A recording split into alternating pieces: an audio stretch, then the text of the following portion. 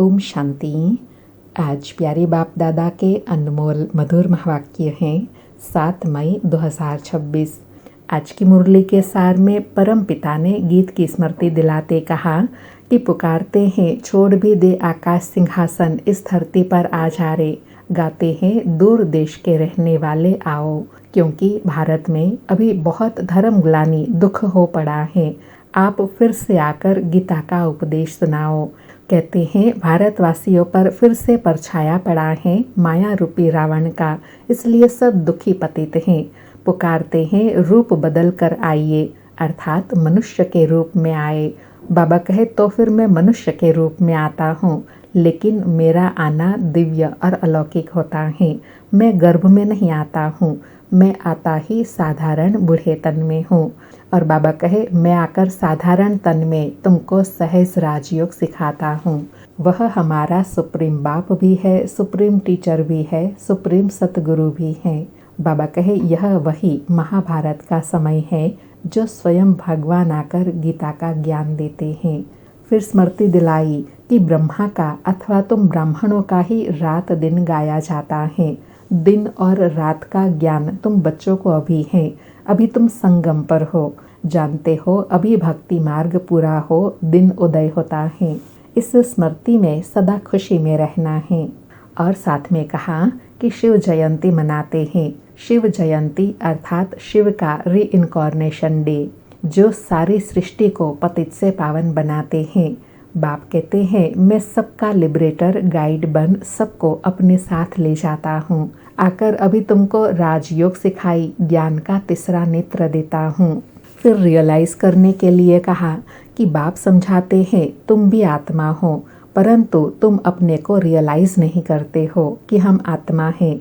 आत्मा ही बाप को याद करती है, दुख में हमेशा याद करती है, हे भगवान, हे रहम दिल बाबा रहम करो, क्योंकि वह बाप ही नॉलेजफुल, मर्सीफुल, प्योरिटी में फुल हैं, इसलिए उनको याद करते हैं।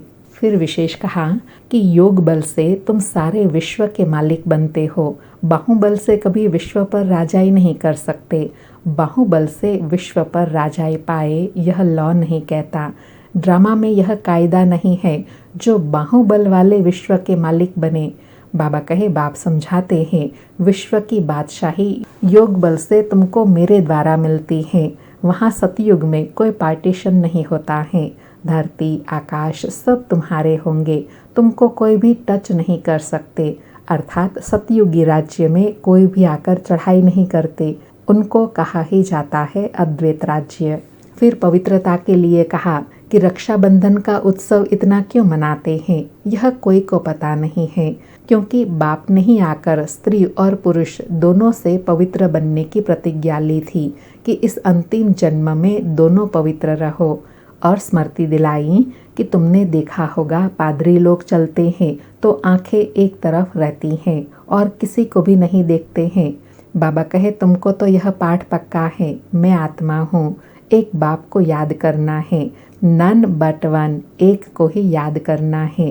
बाबा कहे सच्ची सच्ची नन तुम हो, तुमको वर्षा उस बेहद के बाप से मिलता है, उनको याद करेंगे तब ही विक्रम विनाश होंगे। इसलिए बाप का फरमान है माम एकम याद करो। और साथ में कहा हर एक आत्मा को बोलो एक बाप को याद करो। फिर संगम युगी ब्राह्मण जीवन का महत्व दिलाते कहा कि तुम अभी कौड़ी से बदल हीरे जैसा बनते हो, अब तुम ईश्वरीय गोद में हो। तुम्हारा यह अंतिम जन्म बहुत अमूल्य है। भारत की खास, दुनिया की आम, तुम रूहानी सेवा करते हो, बाकी वह तो है जिस्मानी सोशल वर्कर्स, तुम हो रूहानी सोशल वर्कर, तुमको सिखलाने वाला सुप्रीम रूह है। और साथ में विशेष कहा कि यह अंतिम समय है, अब मृत्यु लोक मुर्दाबाद, अमर लोक जिंदाबाद होना है। इसको अमर कथा कहा जाता है। अमर बाबा आकर तुम अमर आत्माओं को अमर युग में ले चलने के लिए अमर कथा सुनाते हैं। फिर कई बच्चों का प्रश्न का उत्तर देते हुए कहा कि कई बच्चे कहते हैं बाबा हम भूल जाते हैं। तो बाबा कहे अच्छा और बातें भूल जाते हो तो सिर्फ अपने को आत्मा निश्चय कर मुझे एक बाप को याद करो, बुद्धि का योग मेरे साथ लगाओ, तो तुम्हारे पाप भस्म हो जाएंगे, तुम पुण्य आत्मा बन जाएंगे, तुम मनुष्य से देवता बन जाते हो।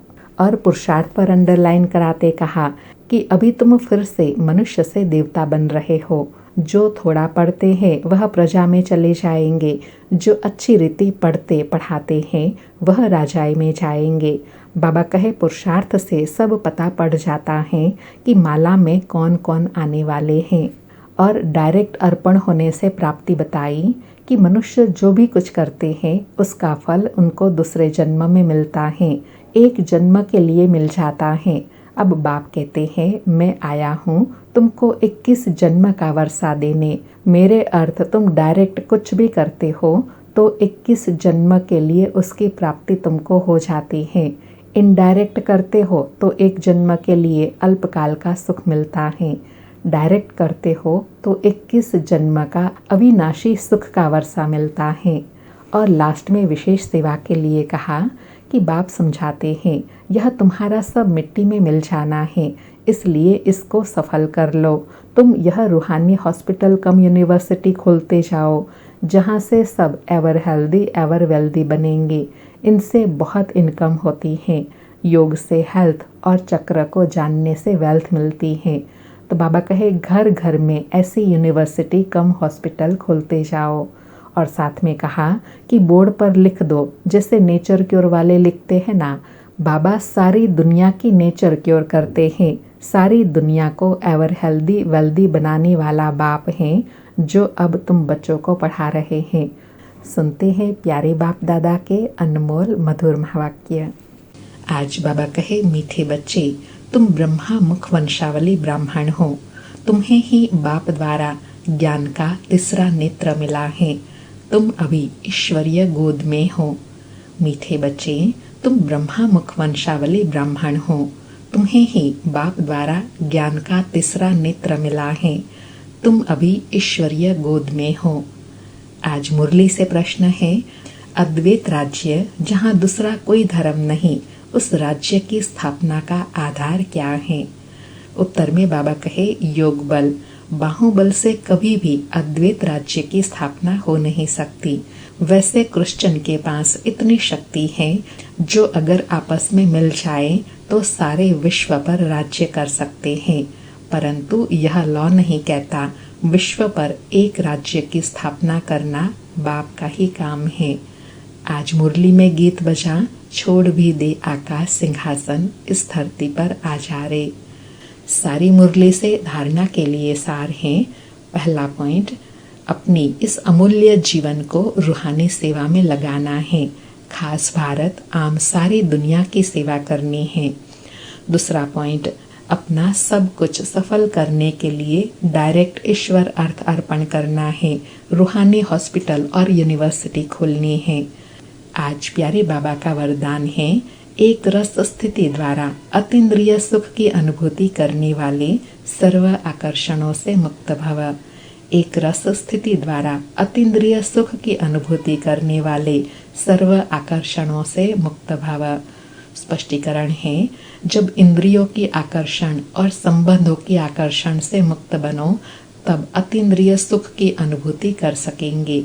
कोई भी कर्म इंद्रिय के वश होने से जो भिन्न भिन्न आकर्षण होते हैं वह अतीन्द्रिय सुख व हर्ष दिलाने में बंधन डालते हैं।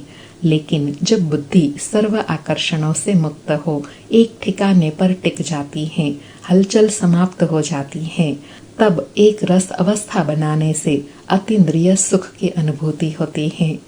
आज बाबा ने अतीन्द्रिय सुख का अनुभव करने के लिए कहा, एक रस स्थिति बनानी है। एक रस स्थिति अर्थात एक बाप से ही सर्व रस, एक बाप से ही सर्व आकर्षण।